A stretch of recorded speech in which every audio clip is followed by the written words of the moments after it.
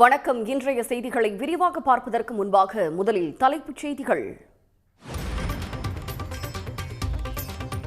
கோவையில் நடைபெற்ற முதலீட்டாளர்கள் மாநாட்டில் 44,000 கோடி முதலீட்டுக்கான ஒப்பந்தங்கள். முதலமைச்சர் மு க ஸ்டாலின் முன்னிலையில் கையெழுத்தான ஒப்பந்தங்கள் மூலம் 1 லட்சம் பேருக்கு வேலைவாய்ப்பு.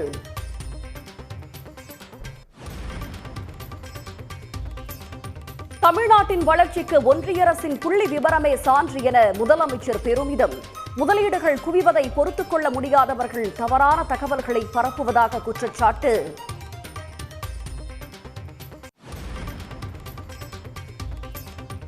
அதிமுக மாவட்ட செயலாளர்களுடன் எடப்பாடி பழனிசாமி காணொலி மூலமாக ஆலோசனை. வாக்காளர் பட்டியல் சிறப்பு திருத்த பணிகளை கண்காணிக்க அறிவுறுத்தல்.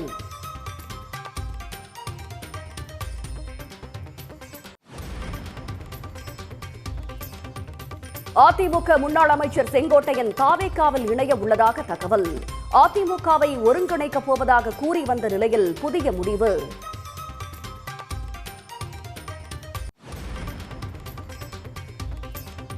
குன்னூரில் படுகர் இன மக்களுடன் நடனமாடி பிரேமலதா உற்சாகம்.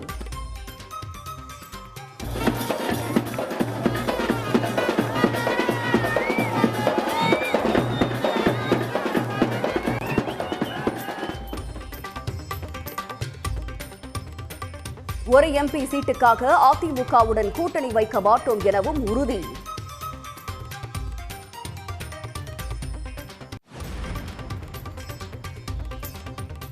கூட்டணி குறித்து டிசம்பர் 30ஆம் தேதி நடைபெறும் பொதுக்குழுவில் முடிவு செய்யப்படும்.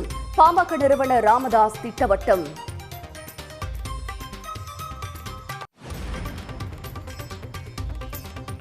கனமழையால் நாகை மாவட்டத்தில் மூழ்கிய 15,000 ஏக்கர் பரப்பளவிலான சம்பா மற்றும் தாளடி நெற்பயிர்கள். திருத்துறைப்பூண்டி அருகே 7,000 ஏக்கர் நெற்பயிர்கள் மழை நீரில் மூழ்கி சேதம்.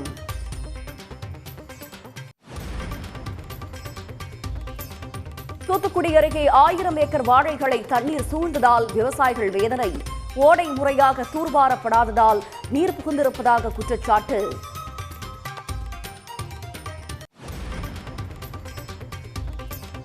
வங்கக்கடலில் ஒரே நேரத்தில் காற்றழுத்த தாழ்வு மண்டலம் மற்றும் காற்றழுத்த தாழ்வு பகுதி. தமிழ்நாட்டில் 28ஆம் தேதி முதல் கடலோர மாவட்டங்களில் மிக கனமழைக்கு வாய்ப்பு.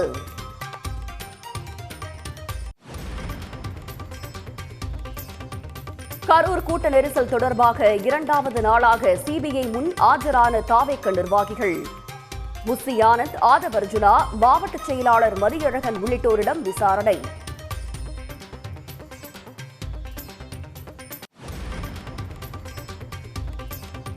தங்கம் விலை ஒரு சவரன் மீண்டும் 94,000 ரூபாயை நெருங்கியது. சவரனுக்கு 1,600 ரூபாய் உயர்ந்து 93,760 ரூபாய்க்கு விற்பனை.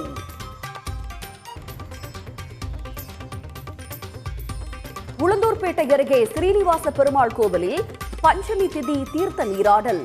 ஆயிரக்கணக்கான பக்தர்கள் பங்கேற்று புனித நீராடினர்.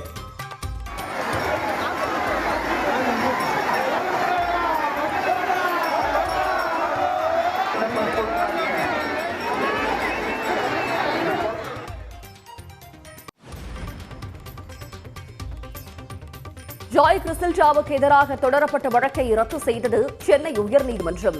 ரங்கராஜ் விவகாரத்தில் பாதம்பட்டி பாகசாலா நிறுவனம் தொடர்ந்த வழக்கில் உத்தரவு. ஆண்டுக்கு 1 கோடி ரூபாய் கட்டணம் செலுத்தி முதுநிலை மருத்துவ படிப்பில் சேர்ந்த உயர்சாதி ஏழை மாணவர்கள்.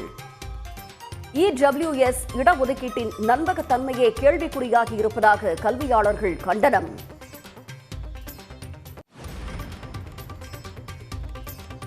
கோவையில் செம்மொழி பூங்காவை திறந்து வைத்தார் முதலமைச்சர் மு க ஸ்டாலின்.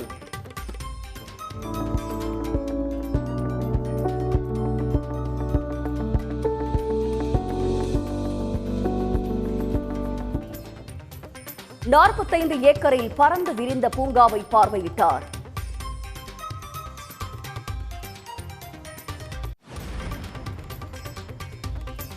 அயோத்தி ராமர் கோயிலில் காவிக் கொடியை ஏற்றி வைத்தார் பிரதமர் மோடி.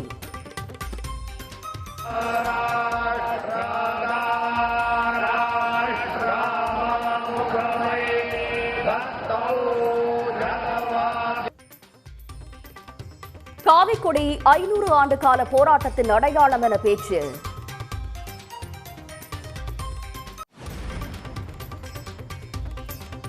ராமர் கோயிலில் காவிக்கொடி ஏற்றிய பிரதமர் மோடிக்கு காங்கிரஸ் உள்ளிட்ட எதிர்க்கட்சிகள் கடும் கண்டனம். மசூதிகள், குருத்வாரா, தேவாலயங்களில் பிரதமர் கொடி ஏற்றுவாரா என கேள்வி.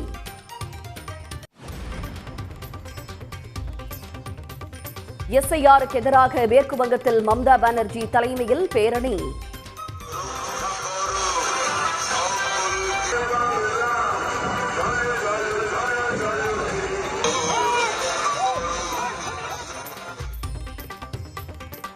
வாக்காளர் பட்டியல் சிறப்பு தீவிர திருத்தத்தை எதிர்த்து நாடு தழுவிய யாத்திரை நடத்த உள்ளதாக அறிவிப்பு. இந்த செய்திகளை விரிவாக பார்க்கலாம். கோவையில் 208 கோடி ரூபாய் மதிப்பீட்டில் உலக தரத்தில் உருவாக்கப்பட்டிருக்கும் செம்மொழி பூங்காவை முதலமைச்சர் மு க ஸ்டாலின் திறந்து வைத்திருக்கிறார். கோவையில் கடந்த 2010ஆம் ஆண்டு நடைபெற்ற உலகத்தமிழ் செம்மொழி மாநாட்டின் போது அங்கு செம்மொழி பூங்கா அமைக்கப்படும் என அப்போதைய முதலமைச்சர் கலைஞர் அறிவித்தார். திமுக மீண்டும் ஆட்சிக்கு வந்த பின்னர் அதற்கான பணிகளை முதலமைச்சர் மு க ஸ்டாலின் துரிதப்படுத்தினார். கோவை மத்திய சிறைச்சாலை வளாக பகுதியில் 165 ஏக்கர் பரப்பளவில் செம்மொழி பூங்கா அமைக்க திட்டம் தீட்டப்பட்டது. அதன்படி முதற்கட்டமாக 45 ஏக்கர் நிலப்பரப்பில் செம்மொழி பூங்கா அமைக்க 208 கோடியே 50 லட்சம் ரூபாய் நிதி ஒதுக்கப்பட்டு பணிகள் நிறைவுற்றன. கோவை சென்ற முதலமைச்சர் மு க ஸ்டாலின் உலக தரத்தில் அமைக்கப்பட்டுள்ள செம்மொழி பூங்காவை மக்கள் பயன்பாட்டுக்கு திறந்து வைத்தார்.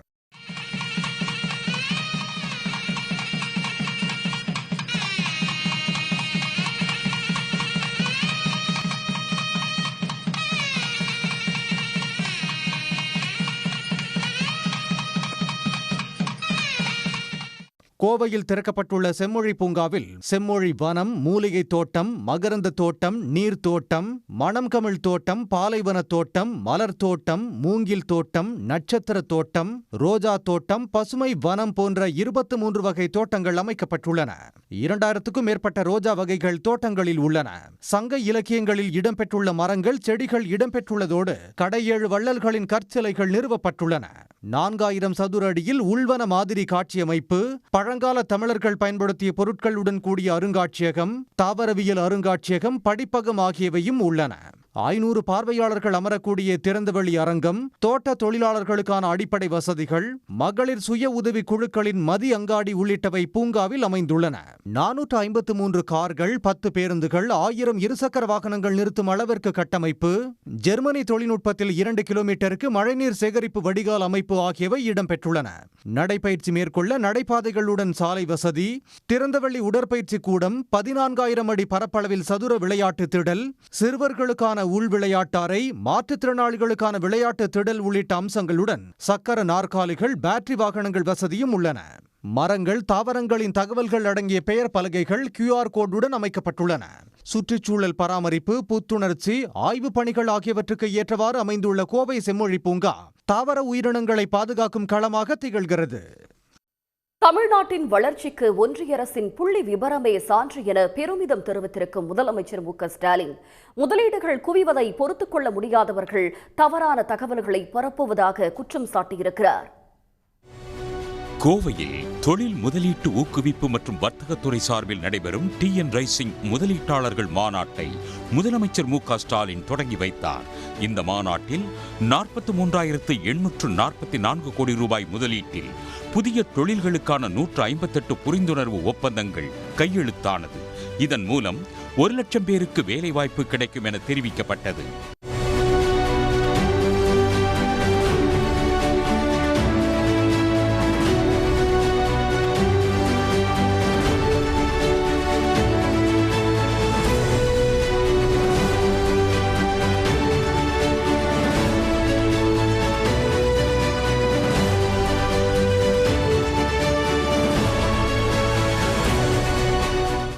மேலும் கோவை மாவட்டத்தில் 2 திறன்மிகு மையங்கள் அமைக்க முதலமைச்சர் மு க ஸ்டாலின் அடிக்கல் நாட்டினார். பின்னர் உரையாற்றிய அவர், கடந்த 4 ஆண்டுகளில் தமிழ்நாட்டுக்கு 11.4 லட்சம் கோடி ரூபாய் முதலீடு ஈர்க்கப்பட்டு 34 லட்சம் வேலை வாய்ப்புகள் உருவாக்கப்பட்டுள்ளதாக பெருமிதம் தெரிவித்தார். திராவிட மாடல் ஆட்சியில் 1016 தொழில் முதலீடு ஒப்பந்தங்கள் போடப்பட்டுள்ளதாக குறிப்பிட்ட முதலமைச்சர், தமிழ்நாடு வளர்ச்சி அடைந்து வருவதற்கு ஒன்றிய அரசின் புள்ளி விவரமே சான்று என்று பெருமிதம் தெரிவித்தார். தமிழ்நாட்டோட வளர்ச்சியை பிடிக்காதவங்க அரசியல் காரணங்களுக்காக தவறான டேட்டாவையும் தவறான நியூஸையும் பரப்புறாங்க. ஆனால் உண்மையான டேட்டாவை சொல்கிறேன். நாங்கள் ஆட்சிக்கு வர்றதுக்கு முன்னாடி 62,413 நிறுவனங்கள் இருந்த இந்த தமிழ்நாட்டில் இப்போ 79,185 நிறுவனங்கள் இருக்கு. அதாவது 16,772 நிறுவனங்கள் அதிகரிச்சிருக்கு. தமிழ்நாட்டுக்கு வர வேண்டிய சில நிறுவனங்கள் வெளிமாநிலத்துக்கு போறதாகவும் தொடர்ந்து செய்திகளை உருவாக்குறாங்க. இந்த செய்திகளை உருவாக்குறவங்க யாருன்னு பார்த்தால அவங்களோட நோக்கம் என்னன்னு புரியும். அதை விட அவங்க ஏன் இந்த செய்திகளை பரப்புறாங்கன்னு யோசிச்ச போதும் நமக்கு தெரிஞ்சிடும். கடந்த 4.5 ஆண்டுகள் நம்ம ஆட்சியில் தமிழ்நாட்டுக்கு வந்த முதலீடுகளை பார்த்து அவங்களால தாங்கிக்க முடியல. தொழில் வளர்ச்சியில் உலக நாடுகளுக்கு இணையாக இருக்க வேண்டும் என்பதே திமுக அரசின் லட்சியம் என்றும், இதற்காக வியட்நாம், தாய்லாந்து உள்ளிட்ட நாடுகளுடன் போட்டி போட்டு தமிழ்நாட்டிற்கு முதலீடுகளை கொண்டு வருவதாகவும் முதலமைச்சர் மு.க. ஸ்டாலின் தெரிவித்தார். தெற்கு ரயில்வேயில் 616 ரயில் ஓட்டுநர் பணியிடங்கள் நிரப்பப்படாமல் இருப்பதால் தற்போது பணியாற்றும் ரயில் ஓட்டுநர்களுக்கு அதிக பணிச்சுமை ஏற்படுவது ஆர்டிஐ தகவல் மூலமாக தெரிய வந்திருக்கிறது. விடுப்பெடுக்காமல் பணி நேரத்தை தாண்டி ரயில்களை இயக்குவது விபத்துகளுக்கு காரணமாகுவதாகவும் புகார் எழுந்திருக்கிறது. தெற்கு ரயில்வேயில் ரயில் ஓட்டுநர்கள் காலி பணியிடங்கள் குறித்து ஒன்றிய ரயில்வே அமைச்சகத்திடமிருந்து தகவல் உரிமை சட்டத்தின் மூலம் விவரங்கள் பெறப்பட்டுள்ளன. இதில் 616 ரயில் ஓட்டுநர்கள் பற்றாக்குறை இருப்பதாக தெரிவிக்கப்பட்டுள்ளது. அதிகபட்சமாக சென்னை கோட்டத்தில் 461 ரயில் ஓட்டுநர் பணியிடங்கள் காலியாக உள்ளன.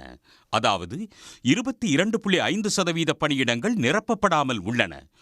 மொத்தமாக சென்னையில் 2047 ரயில் ஓட்டுநர் பணியிடங்கள் இருக்கும் நிலையில் 1586 பணியிடங்கள் மட்டுமே நிரப்பப்பட்டுள்ளன.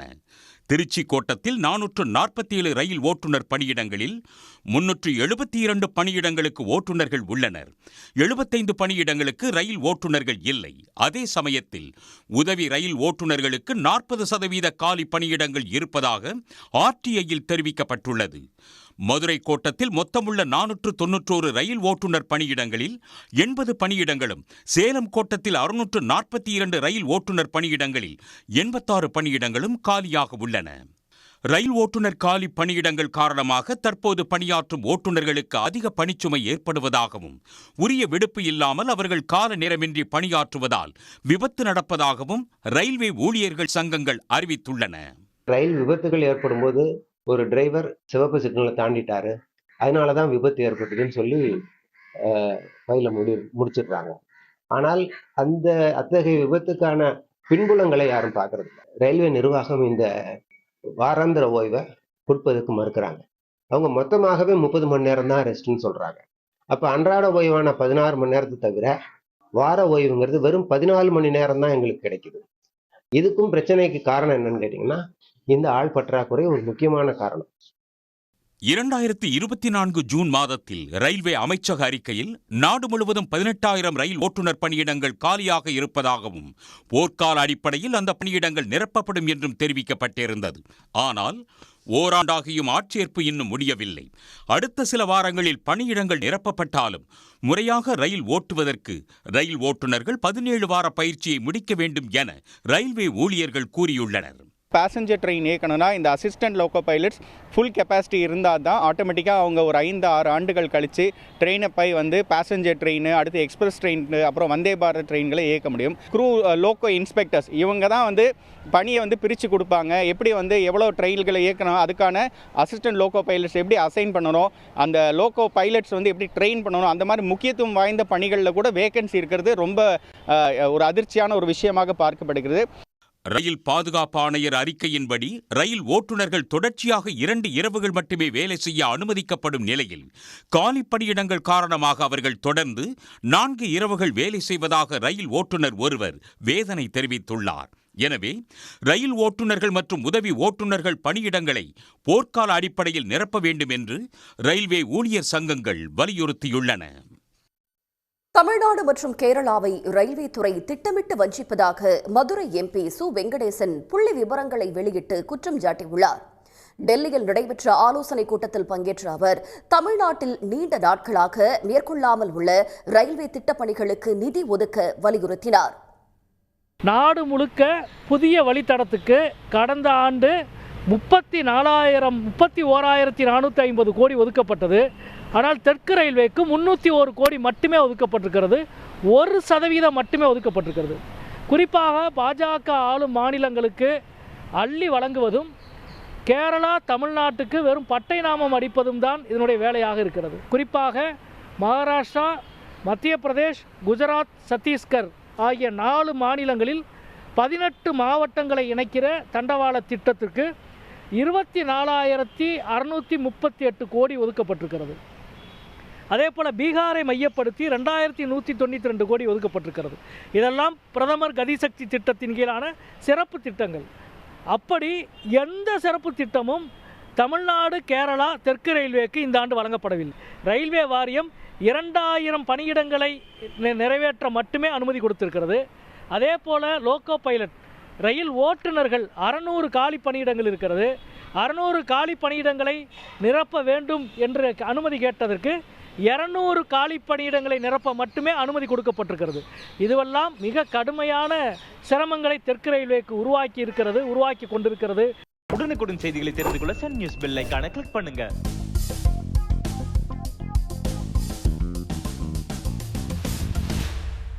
தமிழ்நாட்டில் நடைபெற்று வரும் வாக்காளர் பட்டியல் தீவிர திருத்த பணிகளை தேர்தல் ஆணைய அதிகாரிகள் திருப்பூர் மாவட்டத்தில் நேரில் ஆய்வு செய்தனர். தமிழ்நாடு உட்பட 9 மாநிலங்களிலும் 3 யூனியன் பிரதேசங்களிலும் SIR எனப்படும் வாக்காளர் பட்டியல் சிறப்பு தீவிர திருத்த பணி நடைபெற்று வருகிறது. கடந்த 4ஆம் தேதி தொடங்கிய இந்த பணிகள் அடுத்த மாதம் 4ஆம் தேதியுடன் நிறைவடைய உள்ளது. சென்னை, செங்கல்பட்டு மாவட்டங்களில் நடைபெறும் பணிகளை தேர்தல் ஆணைய அதிகாரிகள் திரு மதுசூதன் குப்தாவும், கோவை, திருப்பூர் மாவட்டங்களில் தேர்தல் ஆணைய இயக்குனர் திரு கிருஷ்ணகுமார் திவாரியும் ஆய்வு செய்ய இருப்பதாக தமிழக தேர்தல் அதிகாரி திருமதி அர்ச்சனா பட்நாயக் தெரிவித்திருந்தார். நேற்று முதல் ஆய்வு நடைபெற்று வரும் நிலையில் திருப்பூர் மாவட்டம் அவினாசியில் திரு கிருஷ்ணகுமார் திவாரி அம்மாவட்ட ஆட்சியர் திரு மணிஷ் நாராயண வரேவுடன் இணைந்து வாணியர் வீதி, வடக்கரத வீதி பகுதிகளில் வாக்காளர் பட்டியல் திருத்த பணிகளை மதிப்பாய்வு செய்தனர். அவினாசி வட்டாட்சியர் அலுவலகத்தில் அலுவலர்களின் SIR பணிகள் மற்றும் ஆவணங்களின் பாதுகாப்பு குறித்து பார்வையிட்டு விளக்கங்களை கேட்டறிந்தனர். தொகுதிக்கு ஒரு இடம் என்ற அடிப்படையில் திருப்பூர் வடக்கு மற்றும் திருப்பூர் தெற்கு, பல்லடம் என திருப்பூர் மாவட்டத்தில் உள்ள 8 தொகுதிகளில் கள ஆய்வு நடத்திய அதிகாரிகள் எத்தனை விண்ணப்ப படிவங்கள் கொடுக்கப்பட்டன, எத்தனை திரும்ப பெறப்பட்டுள்ளன என்ற விவரத்தை மட்டும் கேட்டு உடனடியாக அடுத்தடுத்த இடங்களுக்கு சென்றுவிட்டனர். இதனிடையே தமிழகத்தில் நடைபெறும் SIRக்கு எதிராக மதிமுக பொதுச் செயலாளர் திரு வைகோ உச்சநீதிமன்றத்தில் தொடர்ந்த மனு மீதான விசாரணை தலைமை நீதிபதி திரு சூரியகாந்த் அமர்வில் இன்று விசாரணைக்கு வந்தது. ஏற்கனவே தொடரப்பட்டுள்ள இதர வழக்குகளுடன் இந்த மனுவையும் இணைக்க உத்தரவிட்ட நீதிபதிகள் இது தொடர்பாக தேர்தல் ஆணையம் பதிலளிக்க உத்தரவிட்டனர். இந்த மனு வரும் 2ஆம் தேதி விசாரணைக்கு எடுத்துக் கொள்ளப்பட உள்ளது. இதனிடையே SIRஐ எதிர்த்து திமுக தொடர்ந்த வழக்கு நாளை விசாரணைக்கு வருகிறது. டெல்டா மாவட்டங்களில் கொட்டிய கனமழையால் விளைநிலங்களில் உள்ள பயிர்கள் மூழ்கி கடல் போல் காட்சியளிக்கின்றன. வங்கக்கடலில் நிலவும் குறைந்த காற்றழுத்த தாழ்வு பகுதிகளால் டெல்டா மற்றும் தென் மாவட்டங்களில் கனமழை பெய்தது. திருவாரூர் மாவட்டத்தில் கடந்த 4 நாட்களாக கொட்டிய கனமழையால் காடுவா கொத்தமங்கலம், திருக்காளார், அழகிரி கோட்டகம், காடுவாக்குடி, கள்ளிக்குடி, வலங்கைமான் உள்ளிட்ட பகுதிகளில் விளைநிலங்களில் தண்ணீர் நிரம்பி கடல் போல் காட்சியளிக்கின்றன. இதனால் 7,000 ஏக்கரில் நடவு செய்த சம்பா பயிர்கள் நீரில் மூழ்கி கிடக்கின்றன. இடுப்பளவிற்கு தேங்கி நிற்கும் தண்ணீரில் 4 நாட்களாக பயிர்கள் மூழ்கி உள்ளதால் பெரும்பாலானவை அழுகிவிட்டதாக விவசாயிகள் வேதனை தெரிவித்தனர். வயல்வெளிகளில் நிரம்பியுள்ள தண்ணீர் வெளியேற வழி இல்லாததால் நெற்பயிர்கள் மூழ்கி உள்ளதாக அவர்கள் கூறினர். காடுவக்கத்தமங்கலத்துல ஒரு வாரமா பெஞ்ச மழையினால கிட்டத்தட்ட ஐயங்கட்டி, காடுவக்கத்தமங்கலம், ராயநல்லூர், திருக்கலாறு எல்லாம் ஒரு 2,000 ஏக்கருக்கு மேல நீர்ல மூழ்கி போச்சு. குறுவை அறுத்து தாளடி நாங்க பயிர் பண்ணியிருக்கோம். 25 பயிர் எல்லாம் நீர்ல மூழ்கி 24 பயிருக்கு நாங்க தரக்கொல்லி, உரம், மருந்து எல்லாம் அடிச்சு எல்லாம் ஒரு தரமான பயிர் கொண்ட நிலையில எங்களுக்கு எல்லாம் மூழ்கி போச்சு. நாகை மாவட்டத்தில் வெளுத்து வாங்கிய கனமழை இன்று சற்று ஓய்ந்தாலும் வயல்வெளிகளில் தேங்கிய மழைநீர் வடியவில்லை. பாலையூர், திருமருகல், பெருங்கடம்பனூர், சிக்கல், ஐவநல்லூர், பட்டமங்கலம், கொடியாளத்தூர் உள்ளிட்ட கிராமங்களில் உள்ள விளைநிலங்களில் தண்ணீர் தேங்கியுள்ளது. முறையான வடிகால் இல்லாததால் ஆயிரக்கணக்கான ஏக்கரில் சாகுபடி செய்த பயிர்கள் நீரில் மூழ்கியதாக விவசாயிகள் கூறினர். இந்த பகுதியில் இப்போ மழை விட்டு போச்சுன்னு நீங்கள் நினைக்கலாம். இப்போ அந்த மழை விட்ட பிற்பாடு தான் தண்ணியே ஜாஸ்தியாக வருது. இதுக்கு என்ன காரணம் கேட்டினா, தஞ்சாவூரில் பெய்கிற மழை, நீடாமங்கலத்தில் பெய்கிற மழை, திருவாரூரில் பெய்கிற மழை எல்லாமே இந்த கடைமடை பகுதிக்கு தான் வருது. இந்த தண்ணி பூரா இந்த கடைமடை பகுதி லாஸ்ட்டு நாகப்பட்டினம். இதில் இந்த ஈசிஆர் ரோட்டுக்கும் கிழக்க ஆறுகள் சுத்தமாக ஒரு நல்ல நிலையிலே இல்லை. எல்லாம் வெங்காய பூண்டு, காட்டுக்கருவ காடு இதெல்லாம் மறைச்சிக்கிட்டு தண்ணியே சுத்தமாக வடிய விடாமல் இவ்வளோ நாள் மழை விட்டு 2 நாளாச்சு தண்ணி வடியும். அதுக்கு முன்னாடி இப்போ வடியே மாட்டுது. சிதம்பரம் அருகே பூவாலை மற்றும் சுற்றுப்பகுதிகளில் உள்ள வயல்வெளிகள் வெள்ளக்காடாக மாறியுள்ளன. திரும்பும் திசையெல்லாம் ஒரே மட்டத்தில் தண்ணீர் சூழ்ந்துள்ளதால் 2000 ஏக்கரில் சாகுபடி செய்த நெற்பயிர்கள் நீரில் மூழ்கியுள்ளன. NLC சுரங்கத்தில் இருந்து உபரி நீர் பரவனாற்றில் வெளியேற்றப்பட்டதால் விளைநிலங்கள் ஏரி போல் மாறியுள்ளதாகவும் சாகுபடி செய்த பயிர்கள் அனைத்தும் நீரில் மூழ்கி நாசமாகி விட்டதாகவும் அப்பகுதி விவசாயிகள் தெரிவித்தனர். 2 நாள் பெஞ்ச மழையில தண்ணி வடியாது மிகவும் அதிகமாக பாதித்து போய் கிட்டத்தட்ட ஒரு 750 ஏக்கர் நிலம் நீரில் மூழ்கி பயிர் ஒரு 35,000 ரூபாய்க்கு மேல செலவு பண்ணி எங்களுக்கு வாழ்வாதாரமே பாதித்து போயிருக்கு சார். தேனி மாவட்டம் ஆண்டிப்பட்டி மற்றும் சுற்றுப்பகுதிகளில் பலத்த காற்றுடன் பெய்த கனமழையால் சிறப்பாறையில் 6 ஏக்கரில் சாகுபடி செய்த கரும்பு பயிர்கள் தரையோடு சாய்ந்தன. தூத்துக்குடி மாவட்டத்தில் கோரம்பள்ளம் குளத்தில் இருந்து தண்ணீர் திறந்துவிடப்பட்டதால் வீரநாயகன் தட்டு பகுதிக்குள் மழைநீர் புகுந்தது. சுமார் 7000 ஏக்கரில் சாகுபடி செய்த வாழை மரங்கள் நீரில் மூழ்கின. மழை சேதம் குறித்து மாவட்ட ஆட்சியரும் வேளாண் துறை அதிகாரிகளும் கணக்கெடுத்து உரிய நிவாரணம் கிடைக்க நடவடிக்கை எடுக்க வேண்டும் என்று விவசாயிகள் கோரிக்கை விடுத்துள்ளனர். அயோத்தியில் உள்ள ராமர் கோவில் பணிகள் முழுமையாக நிறைவடைந்திருப்பதை தொடர்ந்து 161 அடி உயரத்தில் முக்கோண வடிவிலான காவிக்கொடியை பிரதமர் நரேந்திர மோடி ஏற்றி வைத்தார். காவிக்கொடி 500 ஆண்டுகால போராட்டத்தின் அடையாளம் என்றும் ராமராஜ்யத்தின் மகிமையை வெளிப்படுத்துவதாக அவர் தெரிவித்திருக்கிறார். உத்தரப்பிரதேச மாநிலம் அயோத்திக்கு ஒருநாள் பயணமாக சென்ற பிரதமர் மோடி RSS தலைவர் மோகன் பகவத்துடன் ராமர் கோயிலுக்கு சென்றார். பின்னர் கோயில் கருவறையில் உள்ள குழந்தை ராமர் சிலையை இருவரும் வழிபட்டனர்.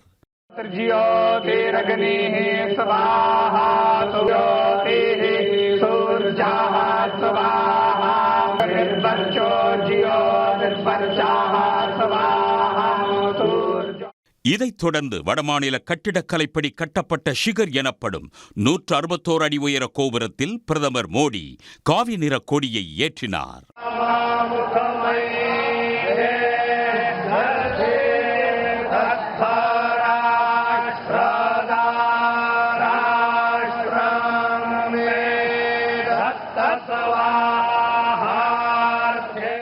நிகழ்ச்சியில் பேசிய பிரதமர் மோடி காவிக்கொடி 500 ஆண்டுகால போராட்டத்தின் அடையாளம் என்றும் இது வெறும் காவிக்கொடி அல்ல, ராமராஜ்யத்தின் மகிமையை வெளிப்படுத்துவதாகவும் தெரிவித்தார். मैं आदरपूर्वक कहता हूं, ये पल कंधे से कंधा मिलाने का है, ये पल गति बढ़ाने का है. हमें वो भारत बनाना है जो राम राज्य से प्रेरित हो. கோயிலுக்கு வந்து நேரில் வணங்க முடியாதவர்கள் தொலைதூரத்தில் இருந்து கோயில் கொடியை வணங்கினாலே நேரில் வணங்கியவர்களுக்கு கிடைக்கும் அதே புண்ணியம் கிடைக்கும் என்று நமது வேதங்கள் கூறுகின்றன என்றும் பிரதமர் கூறினார். அயோத்தி ராமர் கோயிலில் காவி கொடி ஏற்றிய பிரதமர் நரேந்திர மோடிக்கு காங்கிரஸ் உள்ளிட்ட எதிர்க்கட்சிகள் கடும் கண்டனம் தெரிவித்துள்ளன. மசூதிகள், குருத்வாரா மற்றும் தேவாலயங்களில் பிரதமர் மோடி கொடியேற்றுவாரா என்றும் கேள்வி எழுப்பியுள்ளனர். அயோத்தி ராமர் கோயிலில் பிரதமர் மோடி காவிக்கொடியை ஏற்றியது குறித்து பேட்டியளித்த காங்கிரஸ் மூத்த தலைவர் ரஷித் அல்வி 2027 ஆண்டு உத்தரப்பிரதேச சட்டமன்ற தேர்தலுக்கு முன்னதாக ராமர் கோயிலை அரசியல் ஆதாயத்திற்காக பிரதமர் மோடி பயன்படுத்துவதாக குற்றம் சாட்டினார். இந்தியாவின் முதல் பிரதமர் ஜவஹர்லால் நேருவிடமிருந்து மதச்சார்பின்மை குறித்து மோடி கற்றுக்கொள்ள வேண்டும் என்றும் அவர் கூறினார். किस हैसियत में प्रधानमंत्री जाके झंडा फहराना चाहते हैं एक मंदिर का? इस देश का कोई मजहब नहीं है. भारत देश का संविधान के मुताबिक कोई मजहब, कोई धर्म नहीं है. संविधान के मुताबिक इंडिविजुअल आदमी का धर्म है. और हमारे प्रधानमंत्री देश के प्रधानमंत्री हैं. क्या वो किसी मस्जिद के ऊपर झंडा फहराएंगे जाके? किसी गुरुद्वारे का, किसी चर्च का झंडा फहराएंगे? वो सिर्फ राम मंदिर का झंडा राजनीतिक फायदा उठाने के लिए फहराना चाहते. காங்கிரஸ் குற்றச்சாட்டுக்கு பதிலளித்துள்ள ஒன்றிய அமைச்சர் ராமதாஸ் அத்வாலே, பிரதமர் மோடி இஸ்லாம் மதத்திற்கு எதிரானவர் இல்லை என்றும், ராமர் கோயிலில் காவிக் கொடியேற்றும் நிகழ்ச்சி அரசியல் அமைப்பிற்கு எதிரானது அல்ல என்றும் விளக்கம் அளித்தார். அரசியல் அமைப்பு அனைத்து மதங்களையும் மதிக்கிறது என்றும், பிரதமர் மோடியும் அனைத்து மதங்களையும் நம்புகிறார் என்றும் ராமதாஸ் அத்வாலே கூறினார். இதனிடையே ராமர் கோயிலில் காவிக் கொடியேற்றும் நிகழ்ச்சிக்கு தலித் என்பதால் தன்னை அழைக்கவில்லை என்று பைசாபாத் சமாஜ்வாதி கட்சி எம்பி அவதேஷ் பிரசாத் குற்றம் சாட்டியுள்ளார். இதற்கு பதிலளித்துள்ள பாஜக செய்தி தொடர்பாளர் ஹரிச்சந்திர ஸ்ரீவஸ்தவா, சமாஜ்வாதி எம்பியின் குற்றச்சாட்டு அடிப்படை ஆதாரமற்றது என்றும், அவருக்கு உண்மையிலேயே ராமர் மீது பக்தி இருந்திருந்தால் காவிக் கொடியை ஏற்றிய நிகழ்ச்சியில் அயோத்தி மக்களுடன் பங்கேற்றிருப்பார் என்றும் தெரிவித்தார். உடனுக்குடன் செய்திகளை தெரிந்து கொள்ள சன் நியூஸ் பெல் ஐகானை கிளிக் பண்ணுங்க.